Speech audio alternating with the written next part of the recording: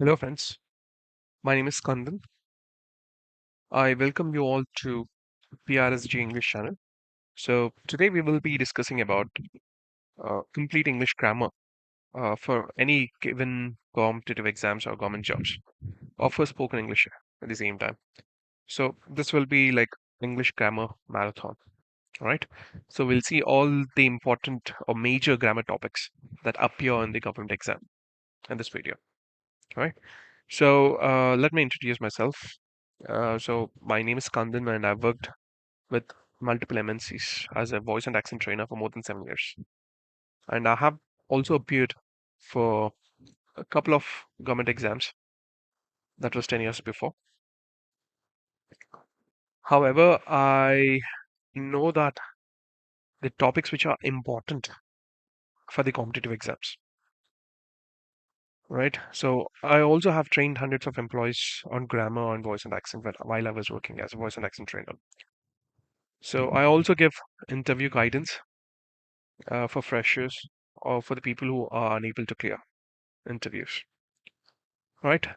So that's about me. And coming back to this video,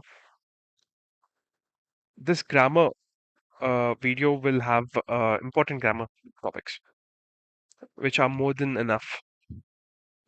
As a trainer who helped hundreds of employees and as a government job aspirant, I have appeared for multiple exams. So I did go through English content while I was preparing for government exams, and I know for a fact that there are a lot of grammar topics. However, I know what kind of topics which are important for the government exams. And I can guarantee you that these are the major topics or only major topics which kind of appear in the government or competitive exams. So if I'm talking about government exams, so these would be banking, groups, SSC, UPSC, and IELTS as well, right? So for IELTS, we also have grammar and voice and accent, right? So for that too.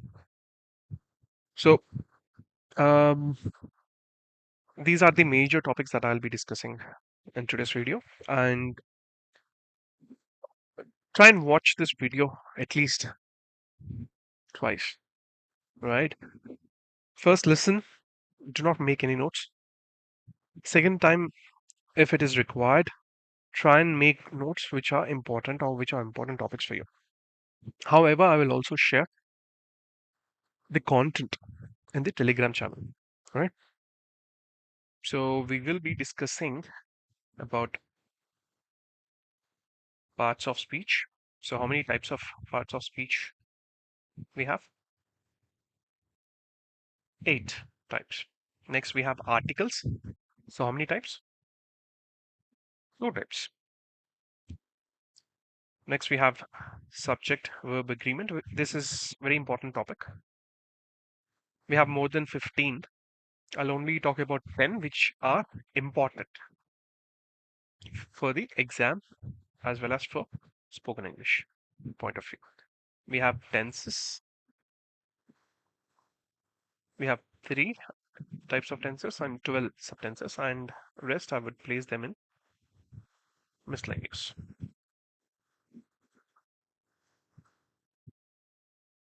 Okay. Parts of speech. So we have 8 types. What are those? First one is noun. Second one, pronoun. Third one, verb. Adverb.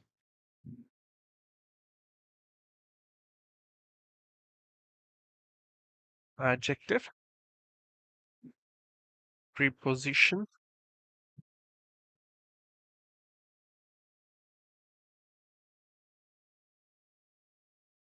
Interjection.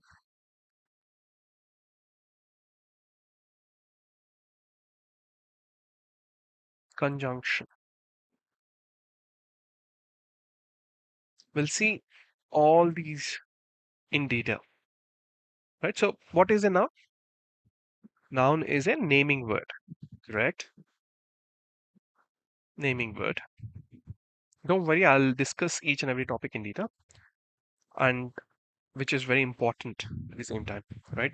So, pronoun, which is a word replaced instead of a noun. Replaced instead of a noun. Verb, it's a action, action word, right? Adverb, which modifies verb, modifies verb, and words ending with ly, correct? Adjective, which, just remember this, quality or quantity, which describes a quality or quantity of a person or a thing.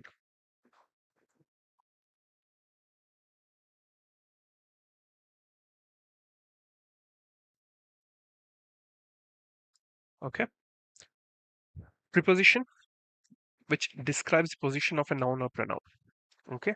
I'll discuss pronoun, verb, and preposition in detail. Right. So, what is a preposition again? Which describes the position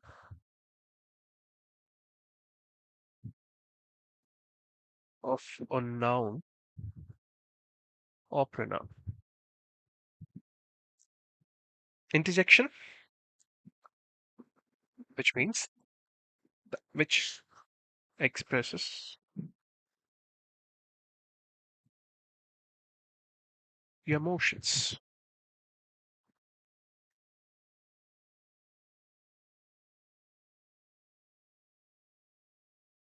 Conjunction, which join two statements, two phrases, two clauses, so on.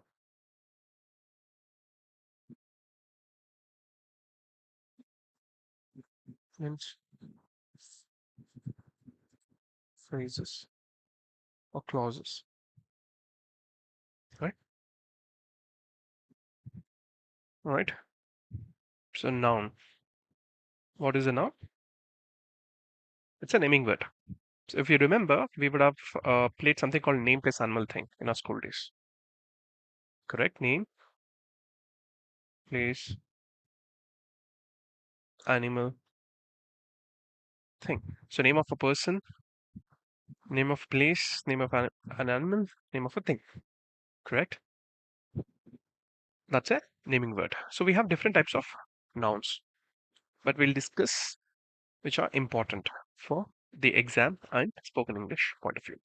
So first one we have something called common noun. What do you mean by a common noun? Which are used generally or for general purpose. For example, a laptop, irrespective of its features, maybe that might be a Dell laptop, that might be um, HP, right? So that the other might be Lenovo. We have different types of laptops, correct? Irrespective of its features and branding, I'm still calling it as a laptop. Okay, we have different types of pens, correct? Like Reynolds, Technotape, and so on, correct? So I'm replacing all those with one particular name called laptop or a pen, right? Or women, men. It's a commonly used, as simple as that. Laptop, pen, and so on. Okay. Second one, we have something called proper noun, which are specifically used. For example, India, Telangana, Maharashtra, Andhra, okay, which are specifically used, and also name of a person. For example, my name is Ram, right? There might be different people named after Ram, correct? However, Ram is the name of a person and it's a proper noun, even though we have different Rams, correct? Because with that particular name, there's only one person with that particular features, Correct? So name of a place, a person. All right. Next, we have something called singular noun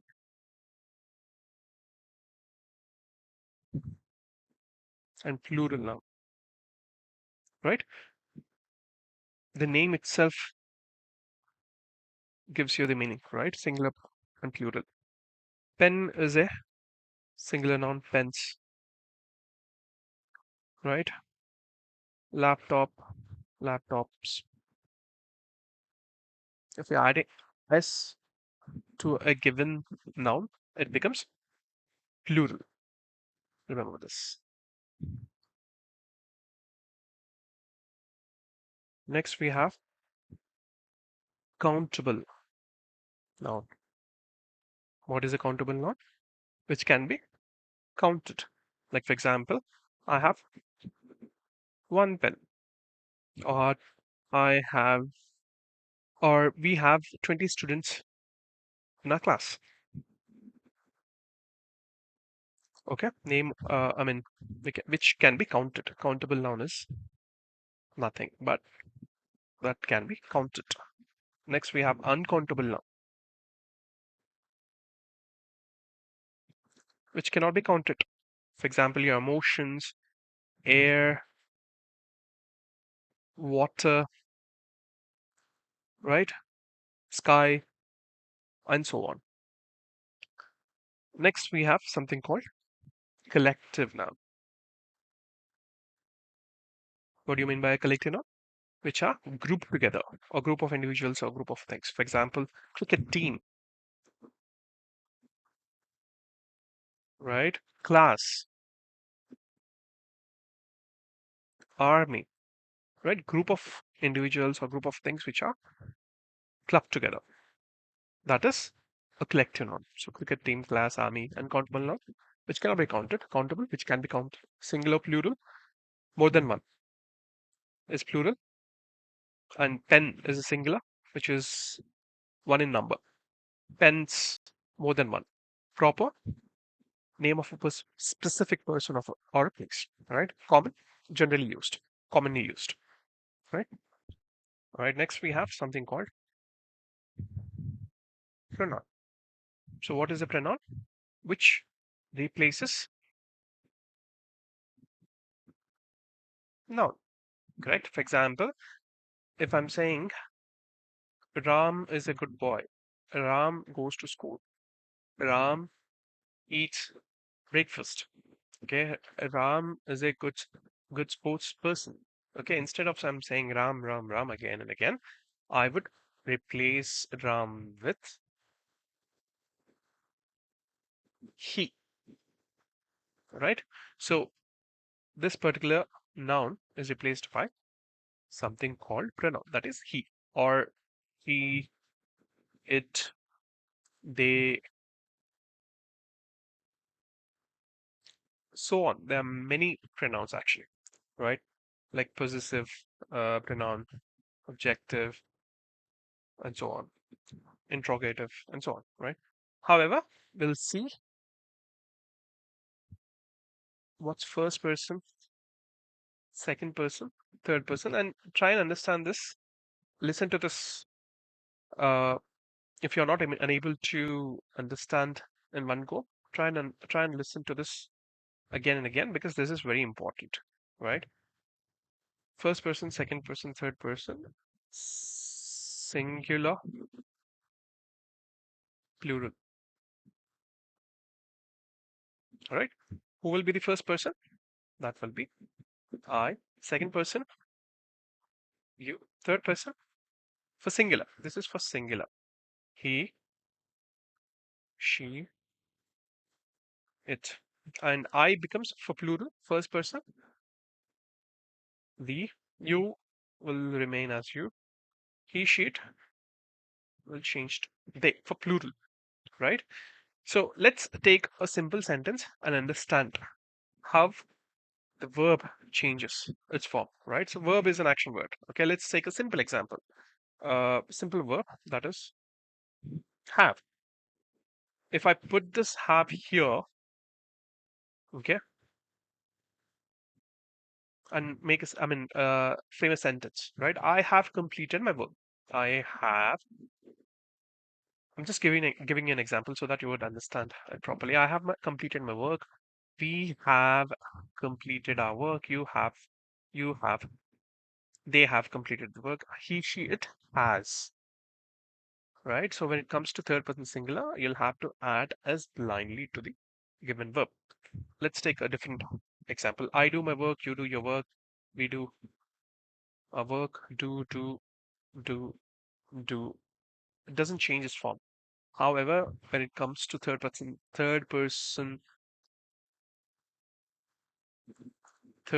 singular, third person singular, you'll have to add s to the given verb, right? He, she does. Correct. Let's take another example. I eat ice cream. We eat. You eat. They eat. What will be the verb? What will be the answer?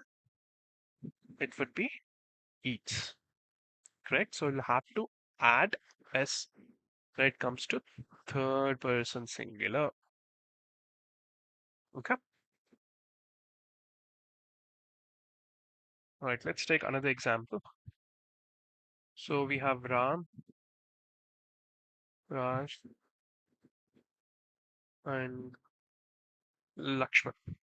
Okay. So we have three people here: Ram, Raj, and Lakshman. So if Ram is talking, Ram will become first person. And if Ram is talking to these people will become second person, right?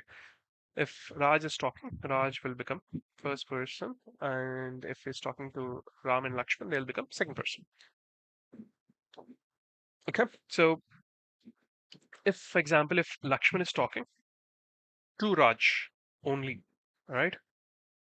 Lakshman will become first person, Raj will become second.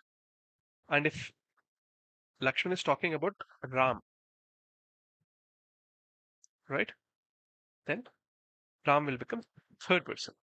All right. So, for example, if Lakshman is talking, Lakshman will become first person. Lakshman is talking to who? Raj. So, Raj will become second person. About whom? It is Ram. So, Lakshman is talking about Ram with Raj. So, Ram becomes third person. So put yourself in that situation. For example, uh, let's take only two people, right? Uh, Ram and Lakshman. Let's take only two people. Then you'll understand, right? Ram is talking. Ram becomes first. Because he's talking to Lakshman, Lakshman will become second person. Lakshman will become second person, right? However, if Ram is talking about someone else, like Ram is talking about his cat, right? His cat becomes third person. Or Ram is talking about um, his computer or laptop with Lakshman. These will become third person. Why exactly I'm talking about first person, second person, third person? Because when you use it in a statement, if you remember the previous rule that we've spoken about, when it comes to third person singular, what's the rule? Third person singular, you'll have to add s to the verb, correct? So Ram is saying, Lakshman, my cat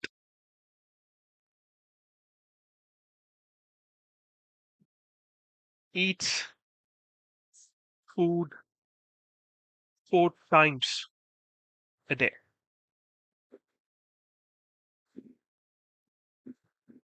Eats. My cat, if Ram is talking to Lakshman about his cat, my cat eats.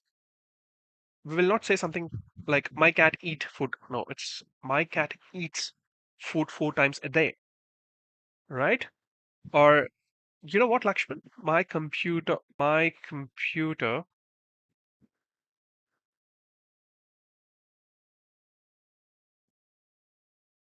has keyboard, mouse, and other peripherals. Okay, my computer has a keyboard. I'm not saying my computer. I mean, Ram will not say something like my computer have a keyboard. No, it is incorrect. Whenever we have something called third person singular, you'll have to add s to the given verb. So here the verb is has, and here the verb is has.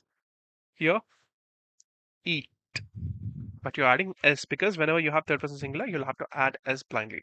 So Ram is a first person. Put yourself in that situation.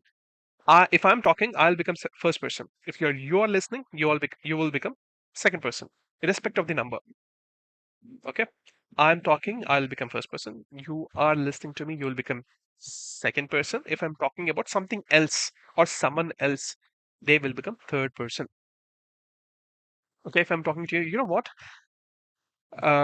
My car runs at a speed of 100 kilometers per hour. Right? My car runs. I'm not saying my car run because car is a third person singular for us. Correct? So that's why I'm using s. Correct? So go through this particular slide again, on the previous slide again, you'll understand because this is kind of confusing. So pretty easy if you put yourself in that situation. This topic is pretty easy. And Pranand, this is very important. Go through at least, if you're unable to understand, go through at least 2 or 3 times. Okay, put yourself in that situation. Okay, all right, let's move on. Next, we have something called verb, right? So what is a verb?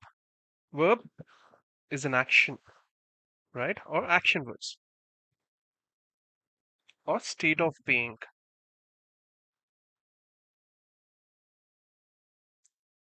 Okay, action. For example, I'm writing, correct? Writing, read or reading, right? Sleep, sleeping. State of being is which are not done physically. For example, you're doing it mentally. For example, you're thinking, okay? You're dreaming, and so on, right? So, verb is an action or action words. However, we have different um, verbs, as in we have V1, V2, V3, V1 or V4 or V1 plus ing. We'll see that now. And we have be form of verbs. Be, been, being,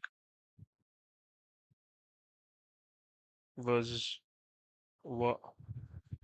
Okay. Um, is, or,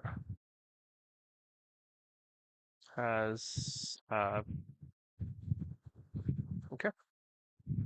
I mean, this is have form of verb, but just try and understand this. You don't have to mug up or something. That these are be form of verbs. These are also known as helping verbs. Okay.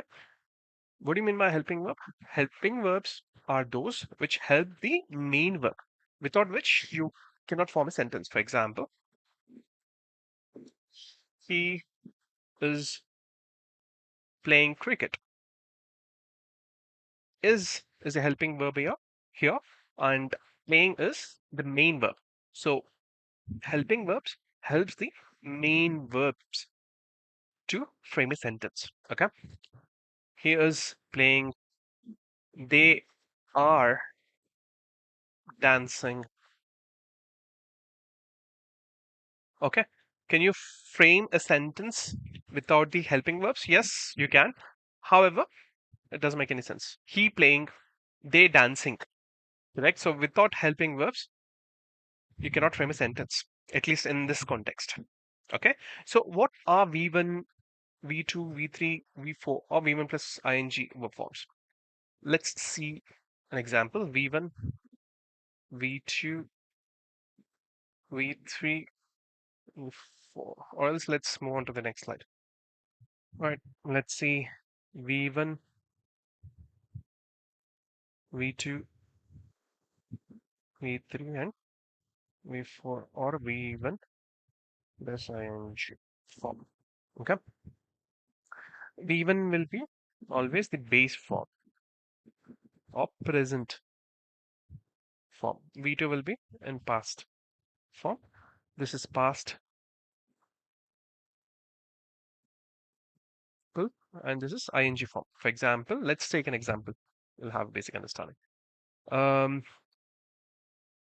Eat will be in base form or present form. You will not add anything in V1. V2 is a past form of eat. That will be ate. Past participle will be eaten. If you add ing, then it will be eating, right? Eat, ate, eaten, eating. Next, swim, swam, swum, swimming. Okay, swim, swam, swum, swimming. So V1 will be present form, base form. Okay, V2 is past participle, ing form. All right. Um, Next example. Listen, listened. Same. Listened, listening. Right. Let's take another example. Watch, watched, watched, ing form, watching. See, if you've noticed in first two examples, V2 and V3 are different. If you have noticed with these two, V2 and V3 are similar. If you have V2 and V3 similar verbs, then we call it as regular verbs. And if V2 and V3 are different, then those are known as irregular verbs. Right? So this is third and fourth are regular verbs, first and second are irregular verbs because V2 and V3 are different. We also have something called modal verbs, right? Let's see what are modal verbs. All right, so we have something called modal verbs. They are can, could, shall, should, may, might, and so on. Okay, so see, there are people who would say something like, I can do this, I can able to do this, I can able to, right? Can and able both have a similar meaning, or both are one and the same, right? Can means ability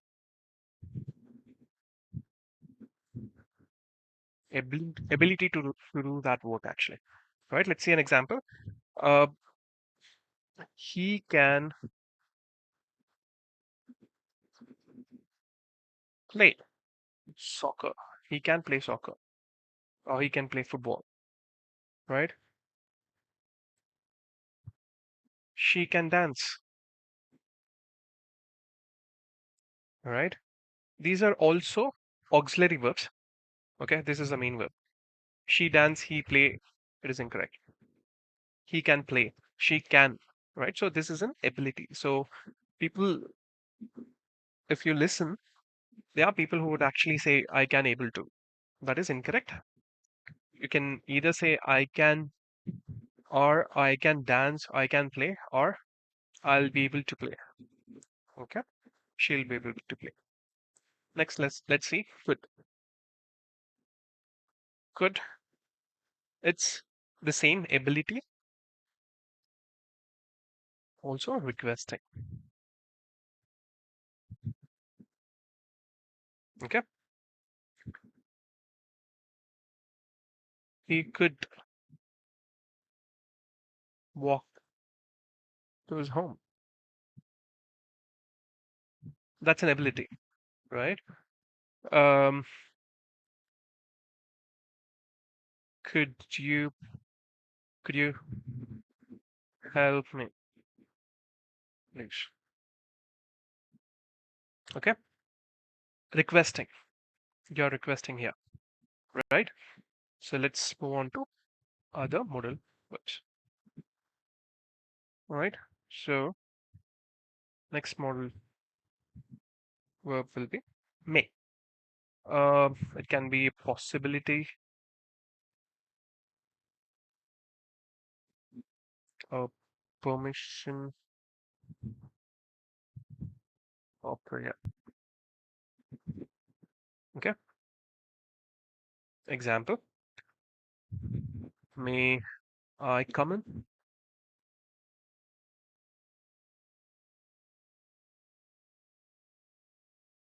May I leave for the day? Um, may you live long. Right. So it's a possibility, or permission, or prayer. Okay. So these are the examples. May I come in? May I leave for the day? Or may you live long. All right. Next modal verb will be might. So it's a possibility and suggestion.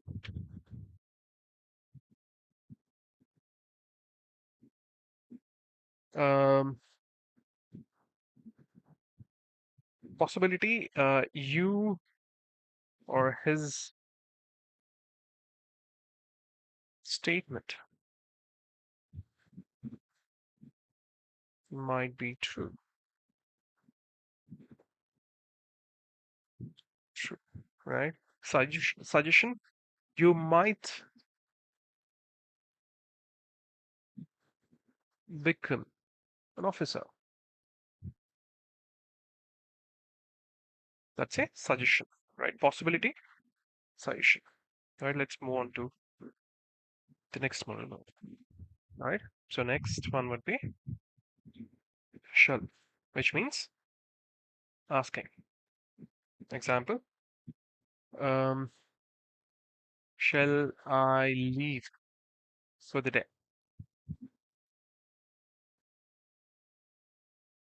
All right. Um, Good.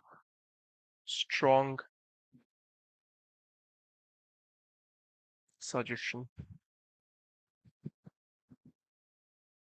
Example, you should work hard in order to achieve, or in order to achieve something, or you should work hard to become an officer. You should work hard in order to become an officer. Next, last pair, we have other modal verbs, but these are important. Will, asking directly. Example, um, will you marry me? Just an example. Will you marry me? Okay. Next would be would, requesting. Sorry,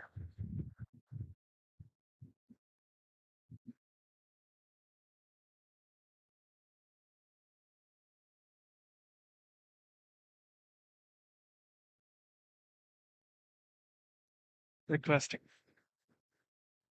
Example, um, would you help me with this?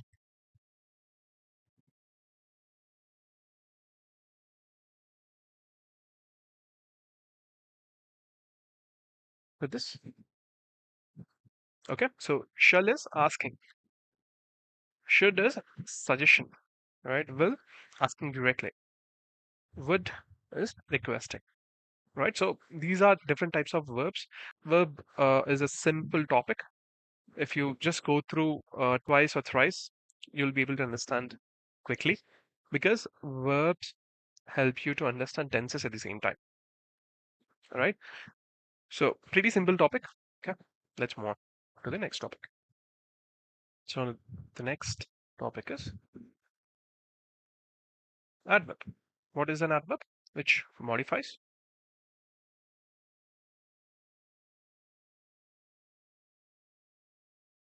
a verb, right? For example, she is running. This is a verb, as we discussed earlier. That's an action, right? She is running. But how exactly she is running? Slowly, quickly, pretty fast,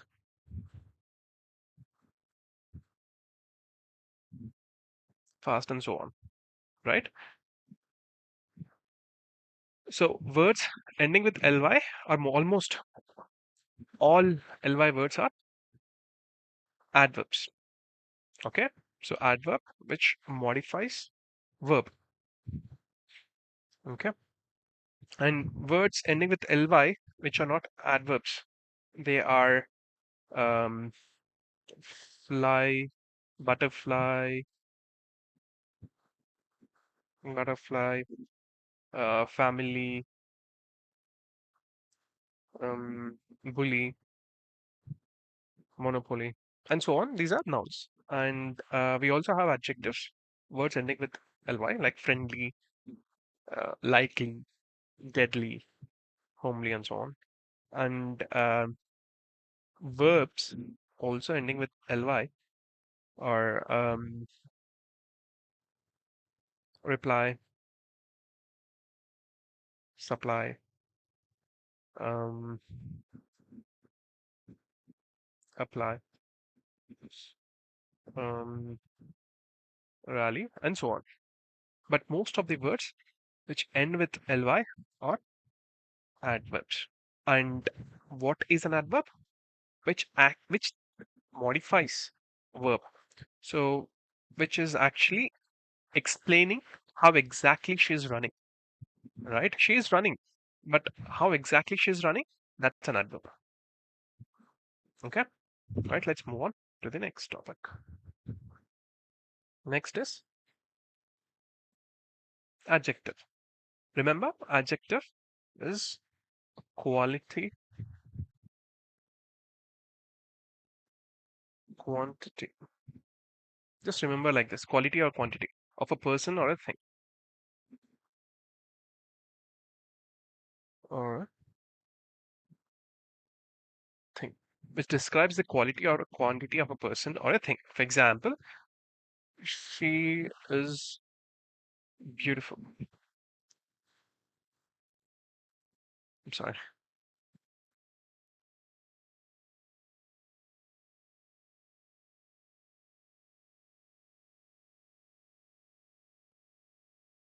She is she is beautiful. He is handsome.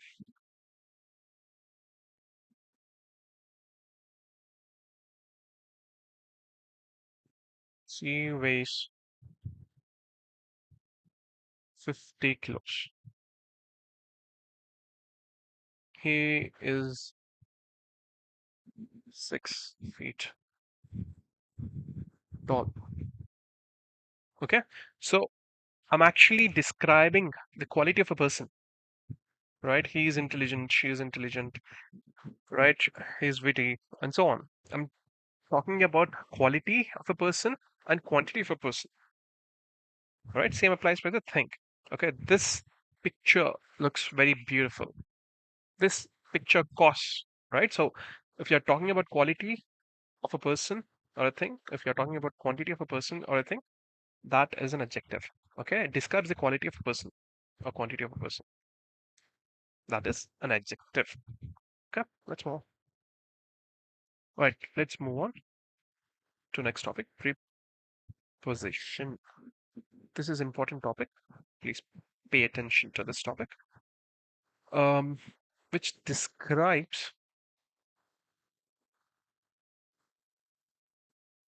the position of a noun or pronoun. All right, for example,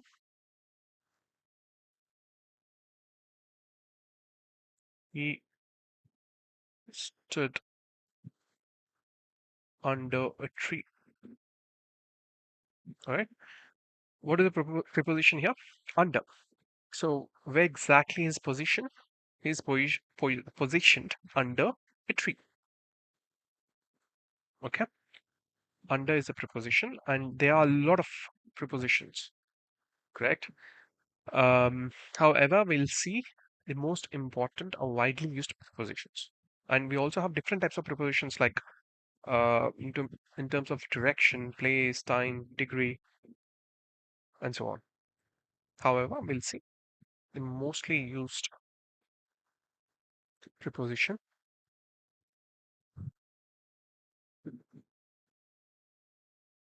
Okay, this is in terms of place. We'll see in terms of place, preposition in terms of place. In. So, can you tell me? Just you can pause the video uh, after the question that I ask. Is it I'm sitting in a chair? Is it I'm sitting on a chair? Or is it I am in a bus on a bus? I am in a train on a train. On a plane? In a plane. In a car on a car. You can pause the video if you want. Take quick 15 seconds and think about the answer. All right. So that is I am or I am sitting in a chair on the table.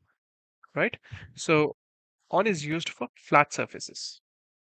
This is in terms of place. Right. And I am on a bus, on a train, on a plane, and it's in a car. Because in a car, you cannot walk, but on a bus, on a train, on a plane, you can walk. All right. So on is used for flat surfaces, right? On the table. I'm standing on a carpet. I am standing on a carpet. Okay. Or I am on first floor.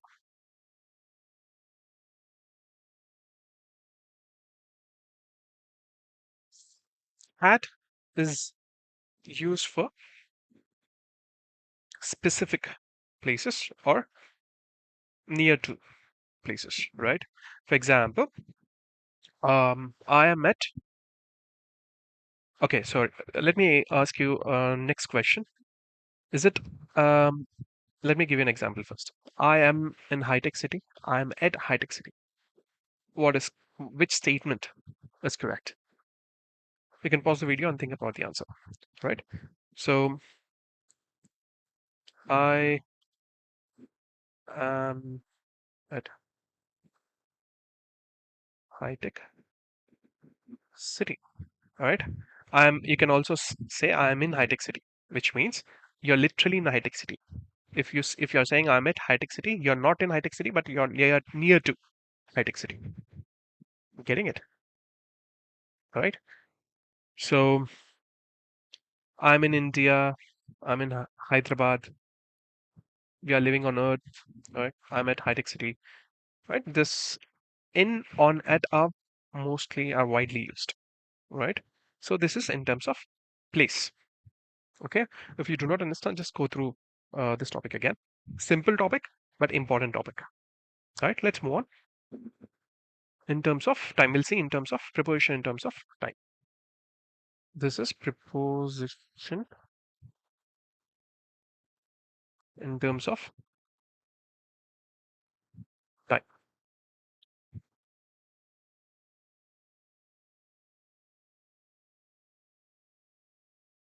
All right.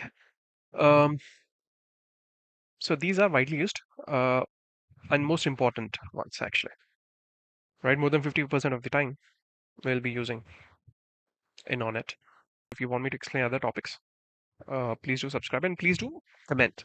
I'll explain those topics in detail. Right. So let's get back to this. Um, in Let me give you a simple example. So India got its independence means in the year or in 1947. You can directly like write that, or in the month of, or in August, right? Month of August, on 15th August, or on Friday at, for example, 12 p.m. or a.m. Okay, sorry, a.m. I'm sorry. Okay, all right. So this is in terms of time. Okay, so India got its independence in 1947 in August on 15th on Friday at 12 a.m. Correct? So um, if you notice, in is used for year and month. On is used for day and date. At is used for specific time. Right? Just remember this. Trust me, this will help you. This will definitely help you in the longer run. So most of the time we'll be using in on it. We have other prepositions at the same time and different types of prepositions, like in times of, I mean, in terms of time, uh, place, degree, direction, and so on. But these are pretty important, right? Okay, if you understand this, I mean, if you do not understand, try and watch this video again. Right? Let's move on to next topic. All right, next we have something called conjunction. Not that important, but for your basic understanding. Conjunction is a word that joins two sentences, two words, two phrases, two clauses, right? Like and, because, but, however, and so on, right? For example, we have something called Rama and Lakshman, are brothers. So this particular conjunction or this particular word combine these two names, correct? Ram and Lakshman are brothers. Okay. Next we have something called interjection. These are exclamation words, or uh, it helps you to express your emotions. These are like a word that expresses emotions, like hooray, alas, right? Let me give you an example. Hooray, we won the cup, and so on. Okay, not that important, but just for your understanding. Conjunction means which combines two words, two sentences, two clauses. Interjection, which expresses your emotions, or exclamation words. That's it. Right, let's move on to the next topic. All right, let's move on to the next topic called articles. So, how many types of articles we have? We have two types. One is definite, and the other one is indefinite. What do you mean by an article? Or else before to that, what are definite articles or article? The is also pronounced as the. Okay, so the is used in front of consonants, and these used in front of vowel sounds. Indefinite articles are a and an. All right. So see, articles modifies right? Nouns. So some call articles as an adjective, or some do not consider it part of an adjective. All right. So that's not a concern. But how many types of articles we have? Two types: definite and indefinite. Okay. And definite article. What do you mean by definite article, and what do you mean by indefinite article? All right. So in order to specify something, all right, we will use definite article. For non-specific things, we will use indefinite articles. For example, um, I have um,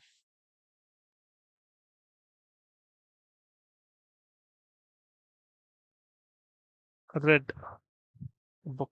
I have read a book. Okay. I have read the book that you've mentioned earlier.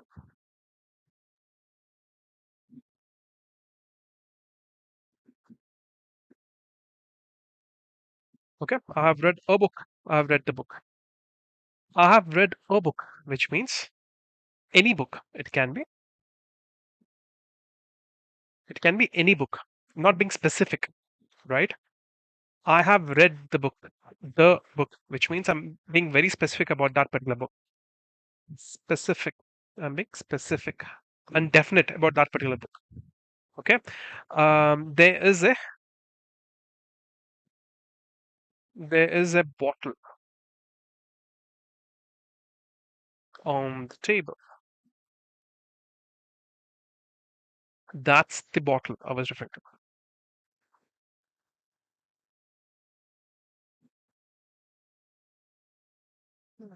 No, no, that's not what I was referring to.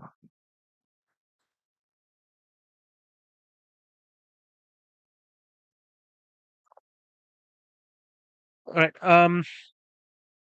There is a bottle, which means I'm really not sure about this particular bottle, but I'm being very, I'm being non-specific, right? I'm really not sure, not definite information. And at the same time, I'm not sure about this. Correct? When you're not sure about the information that you are sharing, that's when you use or when you're being specific about that particular bottle or that particular information.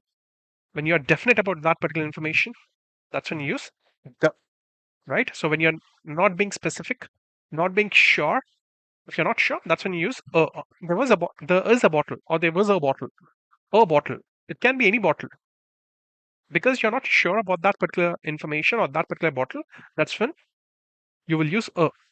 If you're sure, if you're particular about that particular bottle, and if you're giving specific, if you're referring to specific bottle, that's when you use the. All right. So different articles are used when you are specific, when you're giving it specific information, or when you're being specific or definite about that particular information. That's when you use the. When you're I mean, when you're not sure, when you're not being specific about that particular information, that's when you use a or and. All right. Let's see where exactly we can use, or where we are not supposed to use articles, right? See, for plurals, for example, I will say the flowers, right? The plants or the toys, right?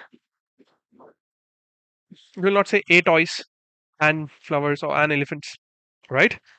If it is for plural nouns, that's when you use the, or for singular, you will use a or an, right? For plural nouns, you will use the. For singular nouns, you will use a or an. Okay. And we will not use articles in front of brands. Okay. Okay, let's move on to the next page. One second. All right. We will not use articles.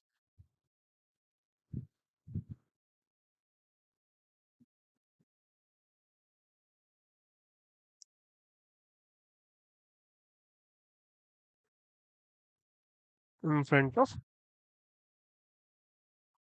branch, right? Like the Apple.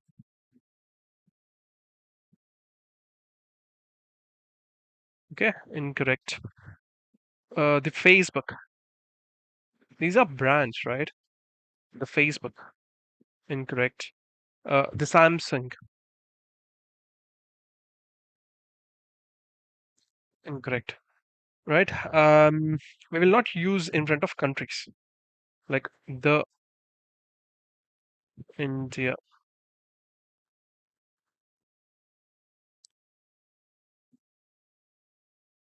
the Mexico, Mexico. Incorrect, right? However, you'll um, use articles in front of the United States of America, the Philippines, because these are group of islands, correct?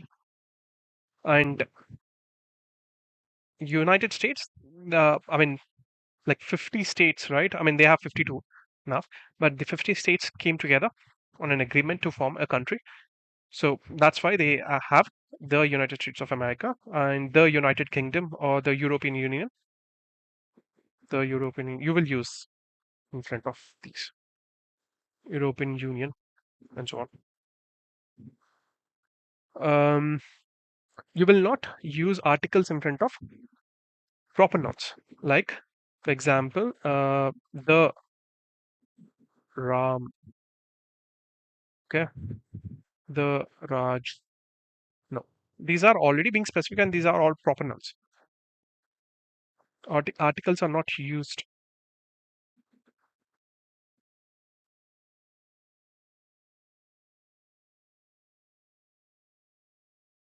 in front of proper nouns. What are proper nouns? Proper nouns are already being specific. If you remember, when I was talking about proper nouns are already specific. Correct. For example, if my name is Ram, Ram is only.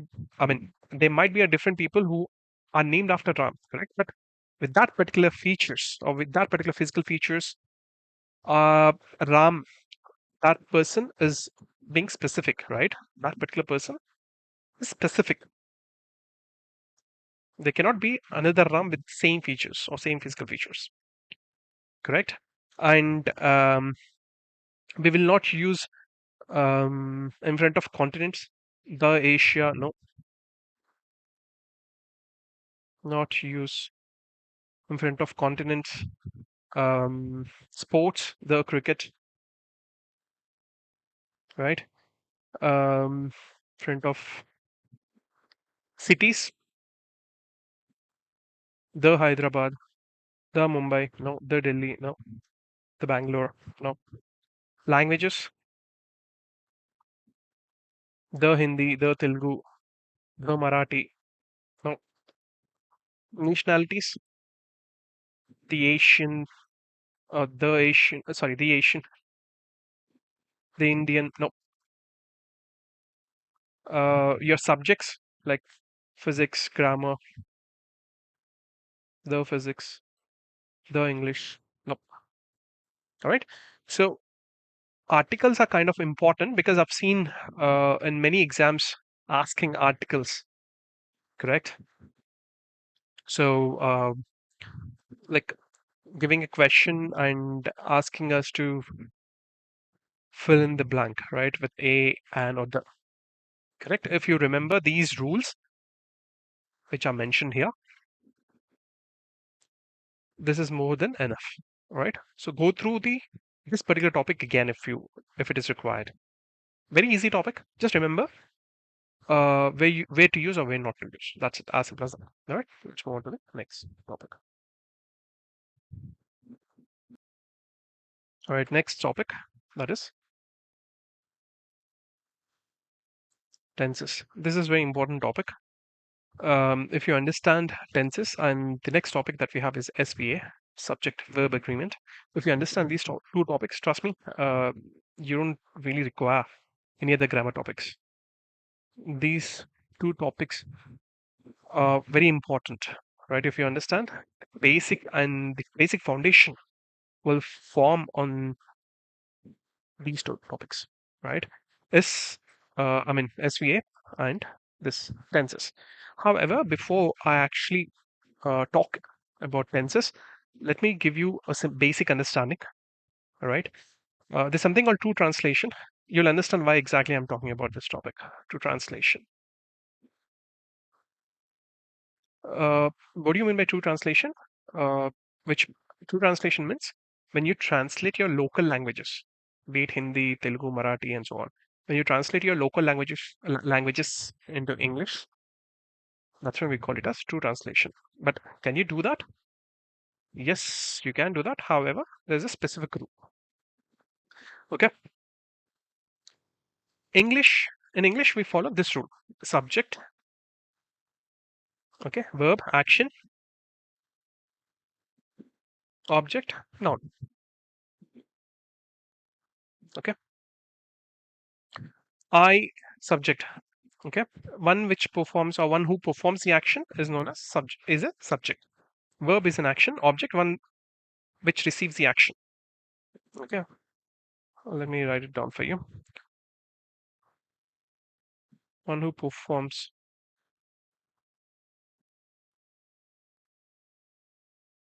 the action. This is action or action word. This is one which receives action.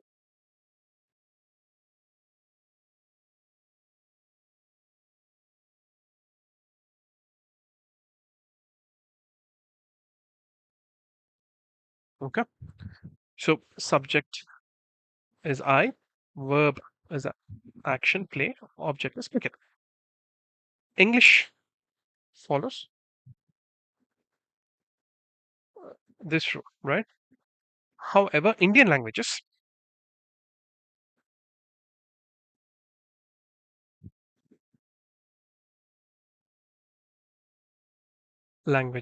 we follow this rule.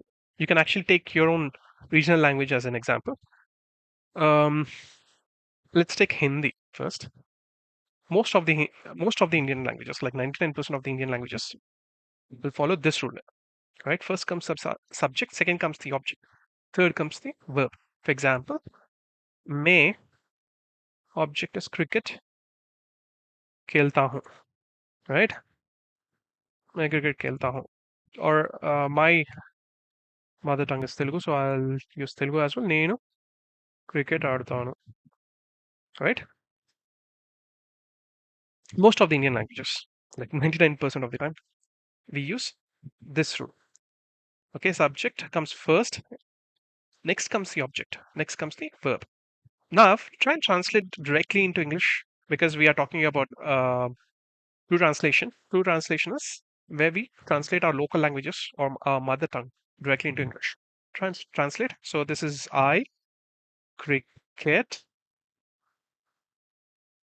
play. Do you think this is correct? Absolutely not. So just remember, keep in mind that whenever you're trying to translate your local languages into English, you'll have to follow this basic rule, SVO, right?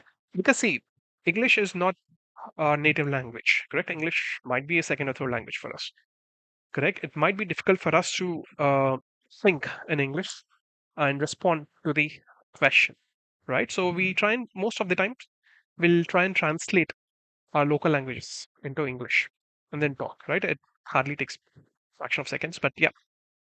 However, when you're trying to translate, make sure that there's subject, verb, object, and there's something called predicate or object, but you don't have to get into details. So this is the basic rule that you have to remember. All right. Now let's move on to tenses. Now you'll understand why exactly I've given SVO as an example. Right. So we have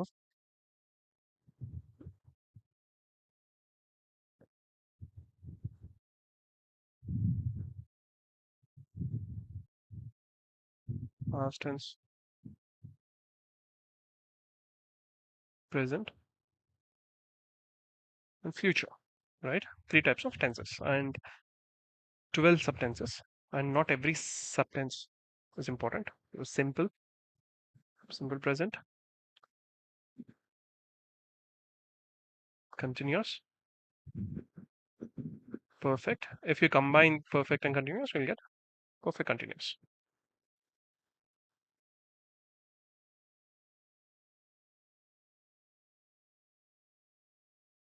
Okay. See, I can explain you in different formats. Tenses can be explained in different formats. However, I will choose a simple format that can be understood even by a layman, right? So I will give you syntax of formula. If you remember, we have spoken about something called SVO. English rule follows this rule, right? And I will give you examples, right? That's when you'll be able to remember for longer duration. I'll also give syntax or formula. This is a syntax, right? I mean, yeah. Um, Simple present. What do you mean by simple present? Like your daily activities, daily routines, right? Universal facts, universal truths. Like the sun rises in the east. Honesty is the best policy, right? You don't have to get into details, but a simple example. Take simple example. Daily routine. I eat dosa. For example, I eat dosa. S less eat is verb one. If you remember when I was explaining verb forms V1, V2, V3, this is V1 base form, right? So in present tense, V1, I mean simple present V1, it would be V1, right? V or V1 is similar. An object. Subject is I, eat is V1, dosa. Noun. Object. I eat dosa. Simple, right? Daily routines. I go to school. I go to college, right? These are daily routines. I take bath. I brush my teeth, right? These are daily routines. That's whenever we say something like simple present, daily routines are the ones that should pop up, right, in your mind. Let's move on. Present continuous. Present continuous is actions which are happening right now. For example, I am eating dosa. Subject plus B form. This is actually B form. If you remember B form of verbs, this is that. Subject plus am, V1 plus ing plus object. That's it. I'm eating dosa, right? Actions which are happening right now. Just remember simple examples. This is daily routines, actions which are happening right now. If you want to remember using syntax, this would be the best way, right? If you understand this SVO, you'll be able to understand tenses clearly. All right. Present perfect. This is this one. Okay. Present perfect. I have eaten my dosa. Okay. Just completed activities. Second ago. Subject plus has or have plus eaten. What kind of verb it is? It is V3 form of verb, right? This object, right? Subject has or have V3 form object. I have eaten my dosa, which means second ago, this particular action has happened second ago. All right. I have eaten my pizza. All right. Because this is present, we are using have. Have means in present form, right? If I use it in, if I replace it with had, that would be past form, right? So if you combine these two, you will get this one. Present perfect continuous. Present perfect continuous. That is, I have been eating dosa for 2 hours or 3 hours. Doesn't matter. Has or have plus B form of verbs plus V1 plus ing plus object. Right? So this is kind of syntax. If you see, if you go through examples, that would be helpful for you. Or if you want to go through syntax like this formula, then it would be more helpful. right? So simple present tense. What is simple present tense? Daily activities, right? I go to school, I go to college, and so on. So there wouldn't be any change in base form of the verb. Subject plus verb of even plus object. I eat dosa. Okay, try and remember using examples. That would be helpful for you. Actions which are happening right now, present continuous. I'm eating dosa. Just completed activities. A second ago, right? That's why I'm using have here. I have eaten my dosa. If you combine present continuous and present perfect, you'll get present perfect continuous. That is, I have been eating my dosa. Right? Let's move on to past form. All right? Past tense, simple past, past continuous, past perfect, past perfect continuous.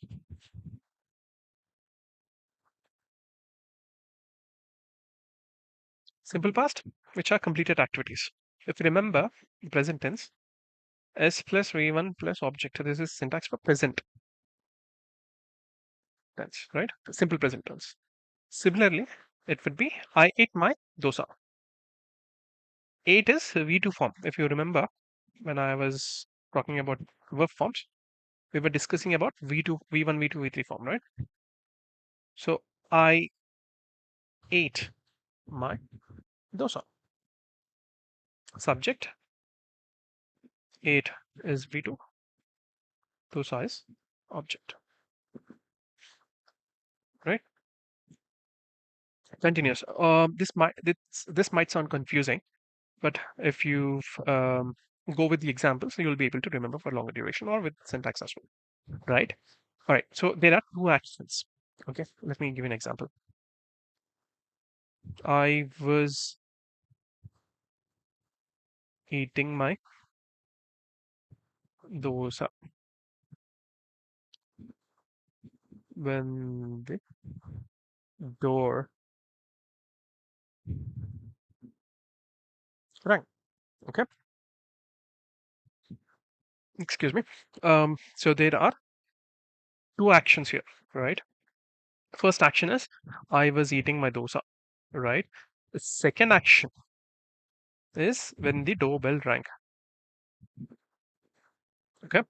So first action is stopped by the second action. What exactly I was doing? I was eating my dosa. However, that action was stopped because the doorbell rang. I had to attend the door. Correct? So the first action is stopped by the second action. And second action continues and stops in the past. That's different. But just remember using this example, or else you can actually write down the syntax. S plus was or plus 1 plus ing plus object. Right, that's it. Simple. I was eating my because continuous ing form, simple base form. Right? If you remember this continuous ing form, then it would be easy. Right? This is continuous. Perfect. Same. Let's take two actions again. I had eaten my dosa when the doorbell rang, which means this is the first action. This is the second action, right? So the first action completed. I had eaten. I completed that work. And when I have completed or when I had completed that work, the doorbell rang, which means the first action is stopped by itself and second action started, right? So in this continuous scenario, second action stops the first action, right? This particular second action stops the first action. However, here, first action is completed by itself, and second action, after completing the first action, the second action started, right? So just remember using example because, or else if you are good with the syntax, you can go with the syntax, right? So uh, these actions are already completed because it's past tense, right? So the first action started and completed in the past itself, and after that, second action started and completed in the past itself. However, here, second action did not interrupt the first action, correct? So the syntax would be plus add plus v3 plus object. This is the syntax. And if you combine perfect and continuous, you'll get past perfect continuous. That is, I'll give you syntax. Same. I had been eating my dosa when the doorbell rang. Oh, sorry. I had been eating dosa. Okay. I had been eating dosa for so and so time. S plus had been plus been eating v1 plus ing. This is the syntax of this. Okay. We hardly use present perfect continuous or past perfect continuous, past perfect of future perfect or future perfect continuous. These are the only important. The present tense, simple present, present continuous, present perfect, simple past and past continuous. That's it. Remaining not that important. However, just for information, go through so that you would have a basic understanding of this. All right, let's move on to next. That is future. All right, this is future tense. Okay, simple, continuous, perfect, perfect continuous. Right, we simple simple future and future continuous is important, and rest these two are we barely use. We don't even use actually. If you remember, if you understand simple present, what the simple present has plus v1 plus object, that is I eat dosa, correct? You will just have to add, well, that's it. You'll get simple future. I will eat my dosa.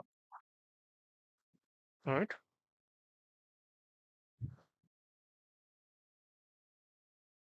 Plus object. That's it. I will eat my dosa.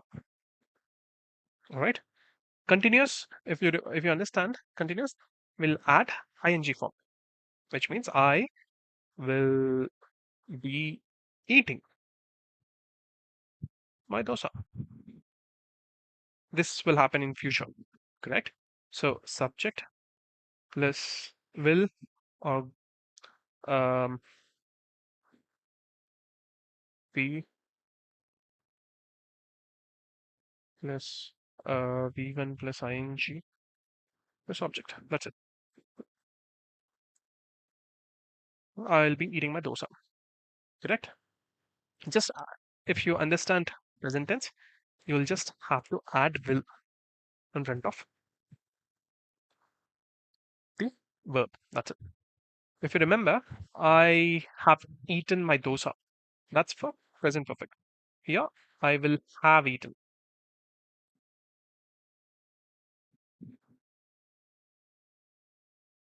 my dosa. What's the syntax?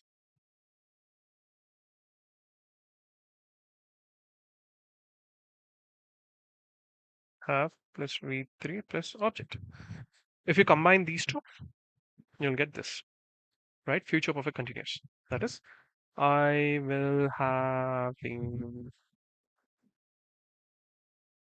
eating dosa.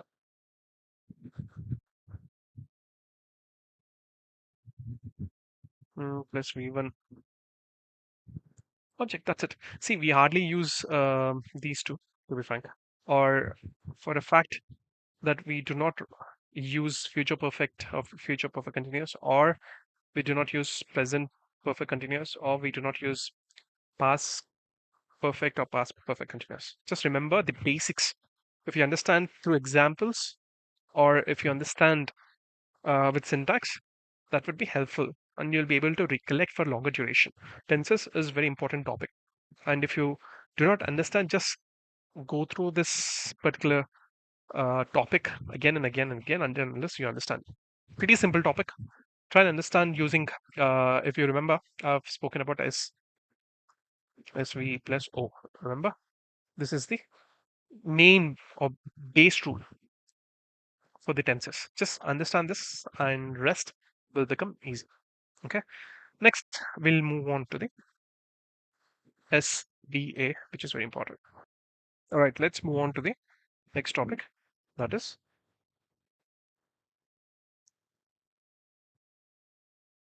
subject, verb, agreement. Right. In short, it's SVA. Very important topic, apart from tenses. See, till now we have spoken different topics, correct? If you go through these topics would help you to improve your communication skills. Along with that, if you go through these topics multiple times, it would be very helpful. Because if you are preparing for competitive exams, trust me, most of the topics that we've discussed here forms a major part or major chunk of your English grammar, right? So these topics are very important. Just go through. You don't have to make a notes. If you need, of course you can. You're most welcome. However, I will share all the notes in the Telegram channel. All right. So let's move on. So subject verb agreement. We have more than 18 rules actually. However, we'll be talking about like 10 rules which are important for the exam point of view, and also for spoken English or communication point of view. Right. So before we move to rules, if make sure that you actually go through the pronounce topics, first person, second person, third person in detail, right? So the basic rule for subject verb agreement is singular subject goes with singular form of verb or singular verb form.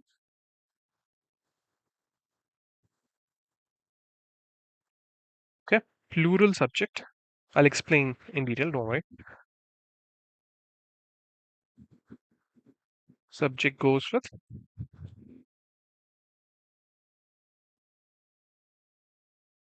plural verb form. Singular subject, I'm referring to. I'll give you examples, don't worry. Singular verb, plural subject, plural verb. Simple, right? So singular subject, that is noun, okay, goes with singular verb. Singular noun goes with singular verb form. Plural noun goes with plural verb form. Okay. So what do you mean by singular noun? If you remember, singular nouns are those which doesn't have s. See, if you add, um, for example, noun plus s, it becomes plural. When there is no s, then it is singular. For example, flower or plant, toy, okay, pen. These are singular nouns, correct? Singular nouns, right? Because there's no s at the end, which means single, one. If you're referring to plural, same examples, flowers. Just add s to the given word. Plants, which means more than one. Toys, pens. So after adding s to a given noun, it becomes plural, right? Noun plus s is a plural. Correct? Nouns are flower, plant, toy, pet. These are singular. These are plural because you are adding s to the given noun. Correct? Let's move on to the next slide. Right. So I hope you understood singular noun and plural noun, or singular subject or plural subject. Plural, right? Um, table, tables,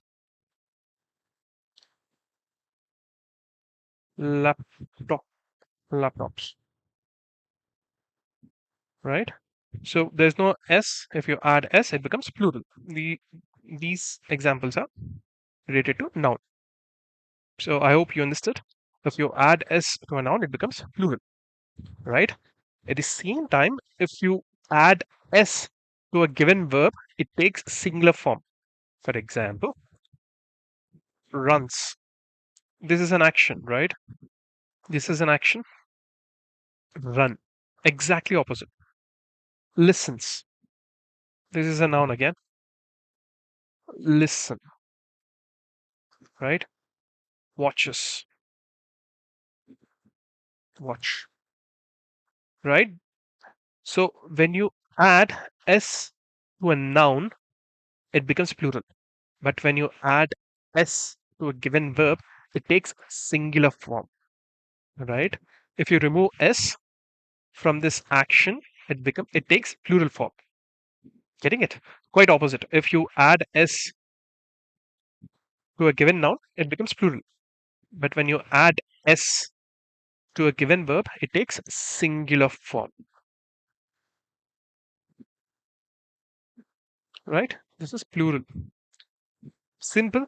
When you add s to a noun, it becomes plural, right? This is a noun, table, and if you're adding s, it becomes plural. Quite opposite. When you add s to a given verb, it takes singular form. When you remove from a given verb, it takes plural form. Getting it?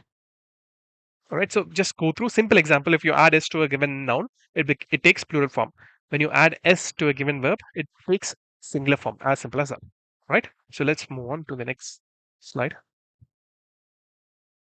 All right. So the first rule is s sharing rule.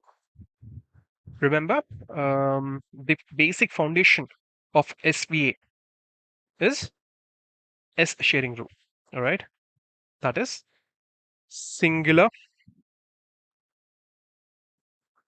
subject goes with singular verb form.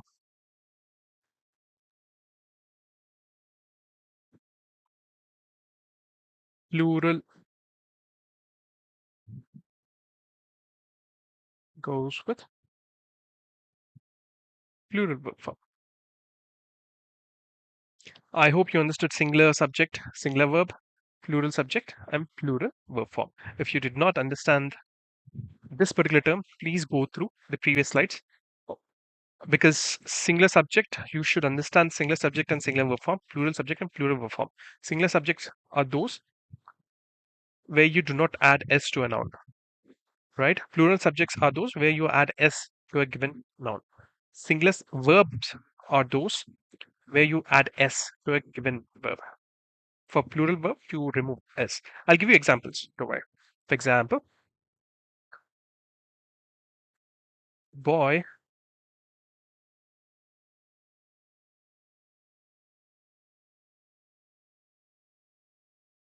playing cricket. All right.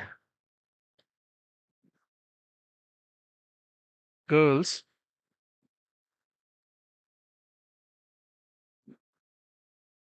dancing. Right. So the first statement is the boy is or are playing cricket. The girls is or are dancing. What will be the first one? First answer. Take 5 seconds, pause the video, try and answer the question. The boy is or are playing cricket. The girls is or are dancing. Right?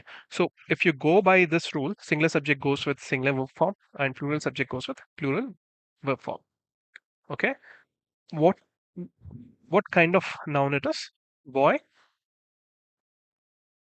I'm sorry. Yeah. What kind of noun it is? Yeah. So what kind of parts of speech is it is? Noun. Correct? And this is singular because there's only one particular boy I'm referring to. Right? Singular. So according to the rule that we have, that is singular subject. Singular subject goes with singular verb form. What is singular verb? When you add s to a given verb, it takes singular verb. So the answer is the boy is playing cricket, right? The girls, when this is plural subject, right? And plural subject goes with plural verb form. That is, you remove s, correct? So the girls are dancing. Okay. So this is s sharing rule. Okay. And also you can actually remember like this. Let me give you an example. The monkey.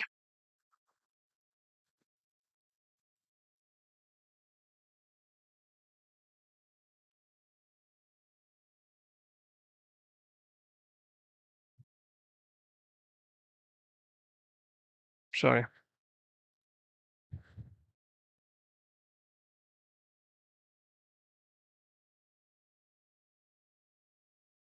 Sorry. The monkeys.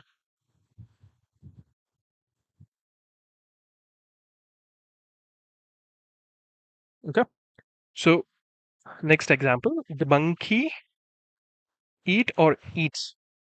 This is singular subject, so it should be singular verb form according to the basic rule that we have. And these monkeys, this is plural subject, so plural subject goes with plural verb form. All right. So the monkey, pause the video if you want and guess the answer. All right. So the monkey eats, singular subject, singular verb form. Monkeys eat bananas. Right. So simple rule. If you do not have s to a given subject, add s to the verb. Simple. If you have s to the given subject, don't add s. Either of it should have one s. As simple as that. All right. So if there's no s here to the given subject, so add s to the verb. There is s to the given subject. Remove the s from the verb form. As simple as that. Okay. Let's move on to the next rule. Okay. So the next rule is and rule. Okay. So this is conjunction, right? If you remember parts of speech, this is conjunction, which combines two subjects. Okay, so ein rule. So when there are two or more subjects, so this is the explanation actually. When there are two or more subjects,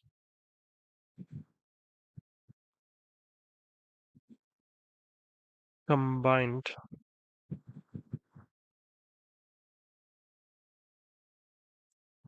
and the verb will be always plural. Okay. So for example, Ram and Lakshman are brothers. Lakshman brothers. Um, Gold and silver, precious metals. Okay. So Ram and Lakshman, these are two different subjects combined with and. So according to the rule, whenever we have two or more subjects combined with and, then the verb will be always plural. So the answer is, think about this, pause the video, try and give the answer. Okay. So the answer is are. Ram and Lakshman are brothers. It's not Ram and Lakshman is brothers. It is Ram and Lakshman are brothers because these are two different subjects, right? Which becomes plural, right? This entire thing becomes plural. That's why we have plural verb. Same goes with gold and silver. So the answer is ah. Gold and silver are precious metals. However, there's an exception, right? Exception to it. For example, bread and butter,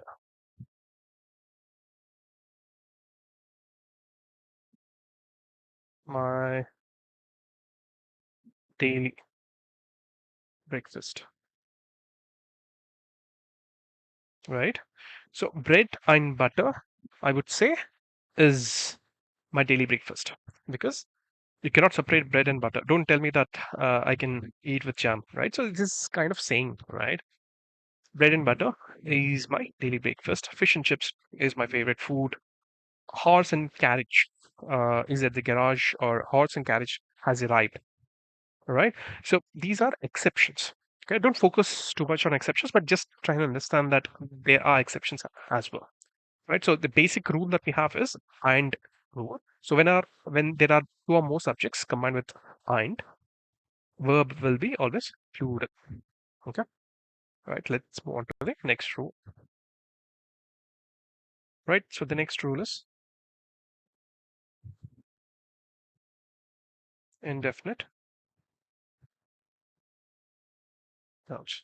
And I'm so sorry for this handwriting. Apologize for that.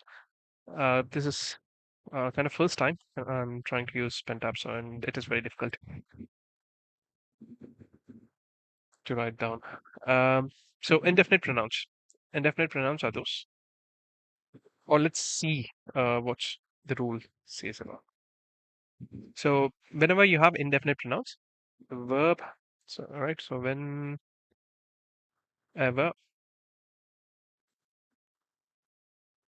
you have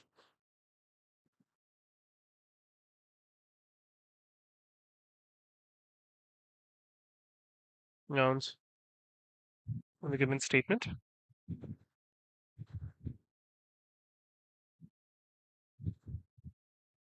the verb will be always singular. Okay. So what are indefinite pronouns? Like everybody, everyone, anybody, anyone, someone, somebody, no one, nobody, and so on. Okay. So whenever you have indefinite pronouns like these in a given statement, the verb will be always singular. For example, let's see an example. Um,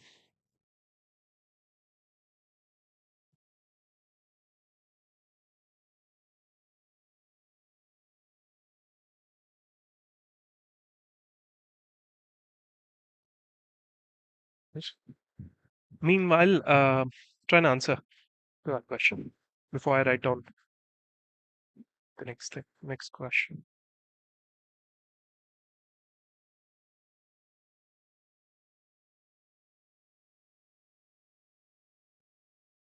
Mm,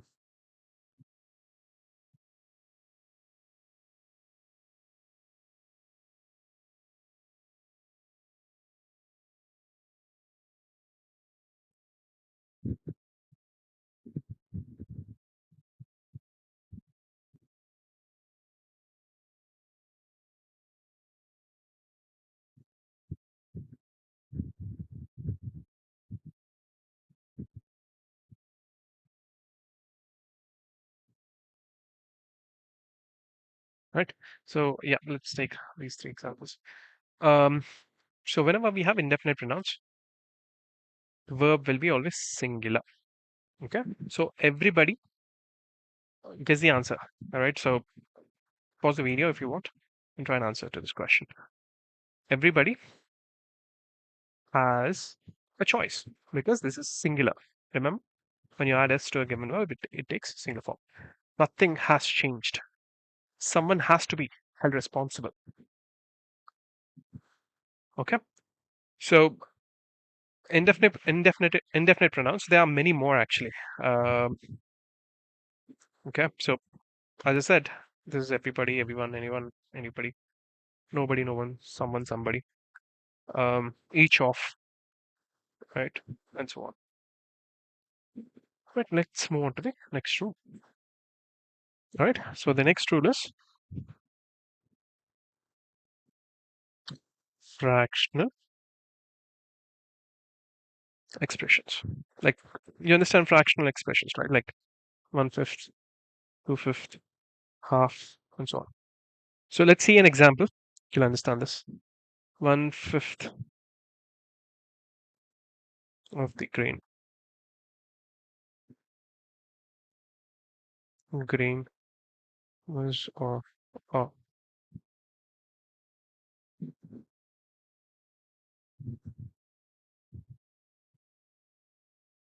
loan half of the employees.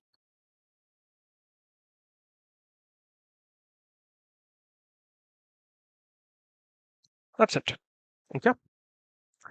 So whenever you have fraction expressions like this, always go with the nearest subject. Okay. So grain is nearest subject. Employees is the nearest subject to the verb form. So grain. Guess the answer. Take your time. Guess the answers for both and give me the answer. Or you can actually comment in this comment section. Right. So grain. Yes, I mean most of them have guessed it is, and the reason is different, right? So whenever you have fractional expressions, you have to go with the near subject and grain. Whenever you see grain is a uncountable noun, you cannot count grain, right? So whenever you have uncountable nouns as part of your subject, verb is always singular. It's not that you don't have s here. Being that reason, I'm going to add s is not the explanation, but this is an uncountable noun. That's why whenever you have uncountable noun, your verb will be always singular. Here, this is employees. Employees, I can literally count my employees. This is countable noun. And there is s, right? So the verb is are. Okay.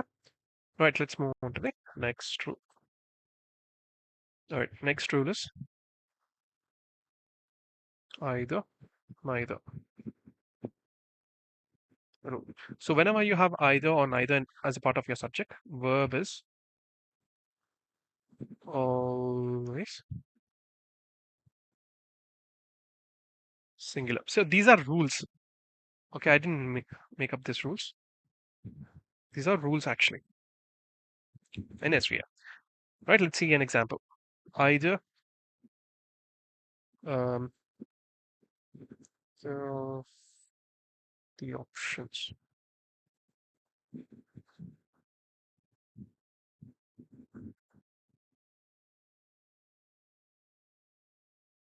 Yeah.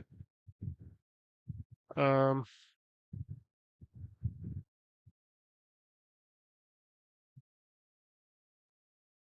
what is this?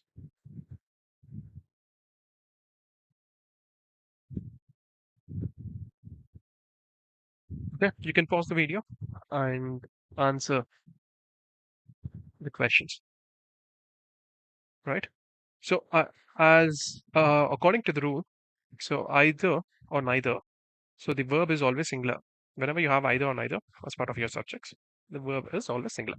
So the verb is either of the options is good, neither of the choices, right? Suits, right?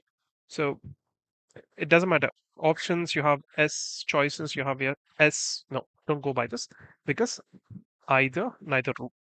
Whenever you have either or neither, your verb is always singular. Okay, so let's move on to the next one. Then we have or nor.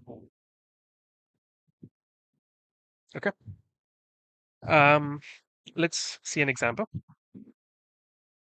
The boy or the girls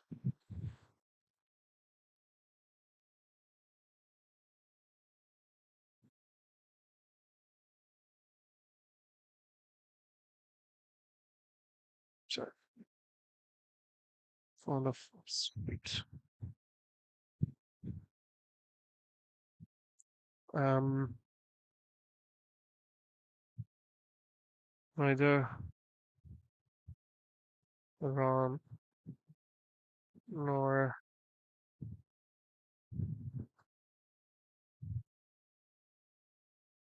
such.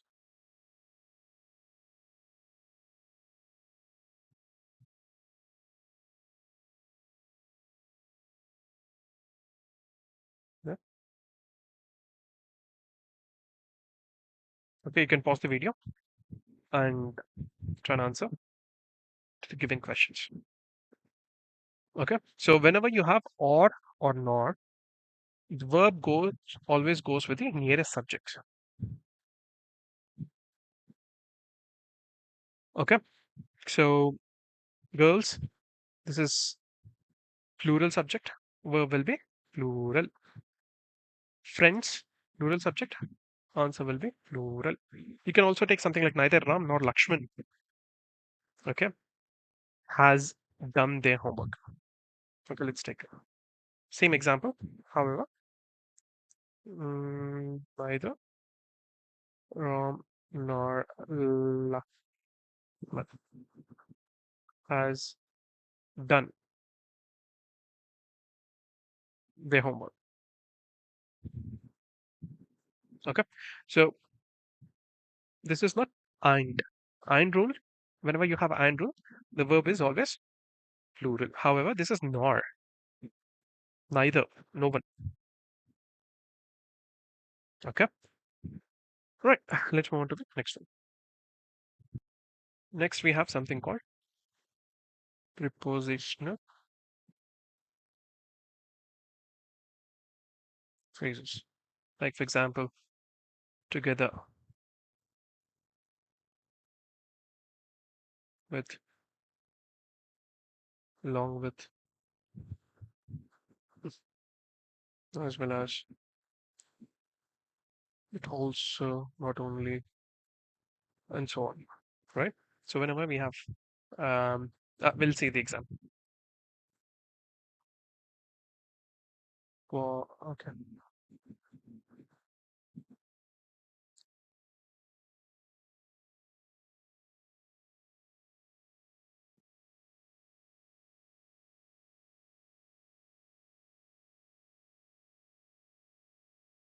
Parents.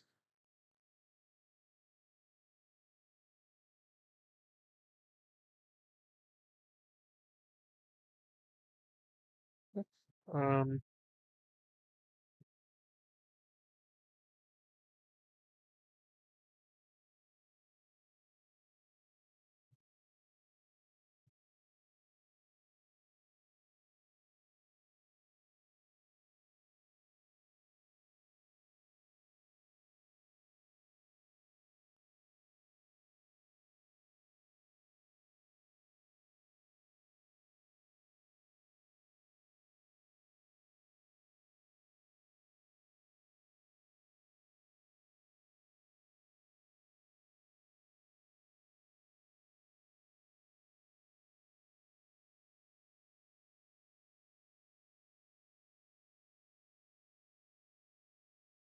okay. So, together with, along with, these are prepositional phrases. So, pause the video and try and answer to the question, given questions. Okay. So, the rule says whenever you have prepositional phrases in the sentence or in the given statement, the verb always goes with the main subject or the first subject. Okay. So, whenever you have prepositional phrases in a given statement, the verb always goes with main subject or the first subject. So in the first question, the boy together with his parents is or are arrested. In the second question, students along with their teacher is or are going to the party. Okay, so as I said, whenever you have prepositional phrases, the verb always goes with the first subject. So the first subject is boy. The boy together with his parents is arrested. Okay, the students along with their teacher are going to the party. So the main or for the first subject is students here, and here boy.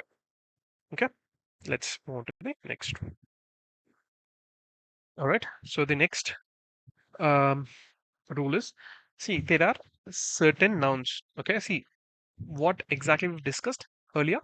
If a noun is ending with s, it will become plural. Correct? Noun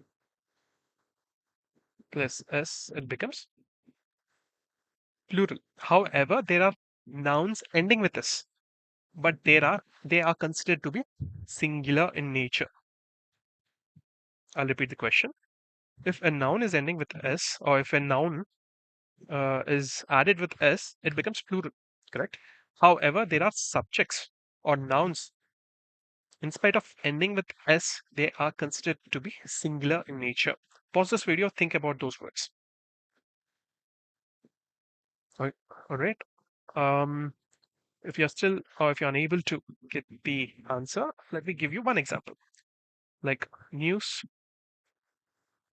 right? News. Okay. This is singular news. There's no word called new. New is a different word. That is a different word. This is a different word, right? Let me give you a different example. Politics, right? There's no word called politic. Okay. See, for flower, if you add s, it becomes plural, flowers. Correct? Toy, toys. This is singular, this is plural. However, this is ending with s. These words are ending with s. Still, these are singular. Okay, politics. There's no word called politic. There's no word called new. New, that is a different word. I'm actually trying to give examples from these, right? Um, Mathematics,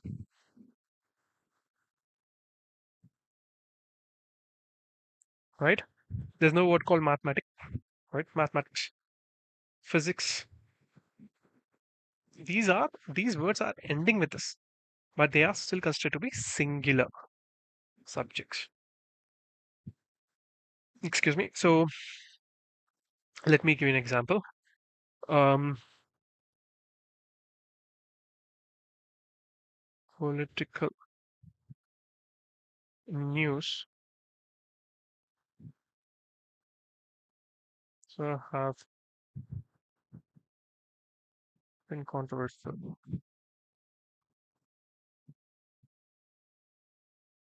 Controversial. Controversial. I'm sorry for the spelling. Um, Mathematics. My favorite subject. Okay. So political news has or have been controversial. Mathematics is or are my favorite subject. Right. So whenever you have words like these, even though ending with s, but they are singular in nature, verb will be always singular. So the answer will be, pause the video and try and answer. Okay. So the answer will be, political news has been controversial these days. Mathematics is my favorite subject. I will not say that mathematics are my favorite subject, because this is only one, right? Even though we have many chapters, but uh, or many topics, but this is considered to be one, right? Mathematics is my favorite subject. Okay, right. Let's move on to the next row. Yeah. So the next row. So whenever You have collective nouns as part of your subject, part of your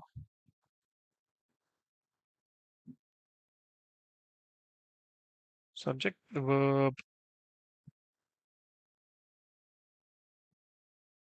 will be always singular. What are what do you mean by a collective noun? A group of individuals or group of things. Correct. Example: class is a collective noun. Team is a collective noun. Army, group, herd. Sorry, herd. This is again. Sorry,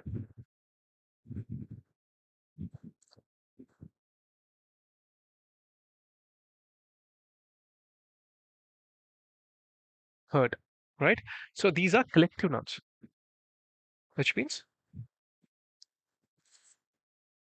they are uh, group of students or collection of students. Right. Class, team, cricket team, group of individuals. Right. These are collective nouns. Okay. So whenever you have collective nouns as part of your subject, your verb is always singular. Let me give you an example. Um, the army.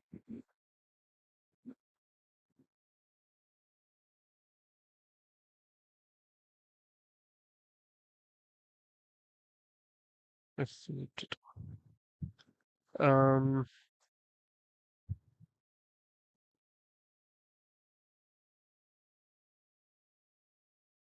10th class, 10th class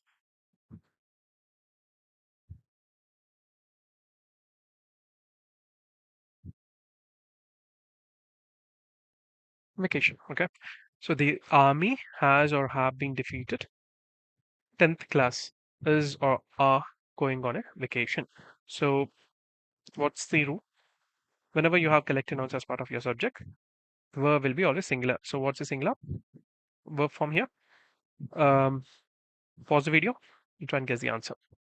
Right. So the answer is the army has been defeated. 10th class is going on a vacation. All right. Okay, let's move on to the next rule and last and final rule. Right. So the next rule, whenever you have time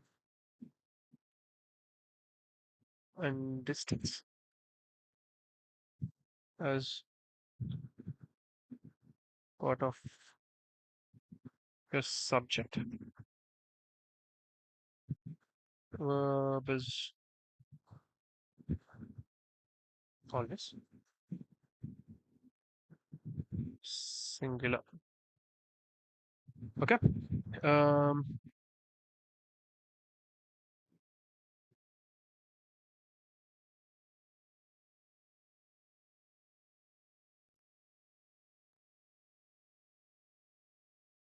right.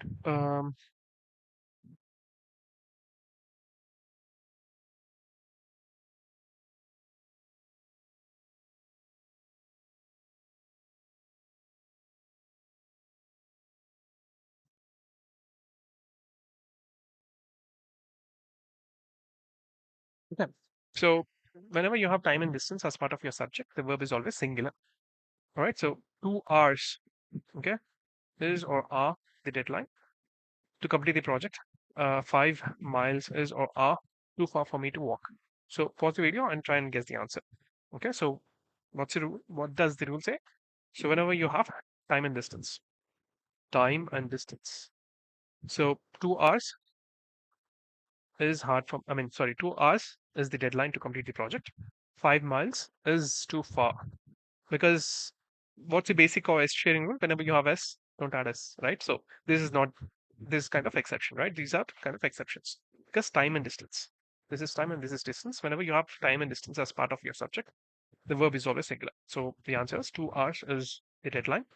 5 miles is too far for me to walk.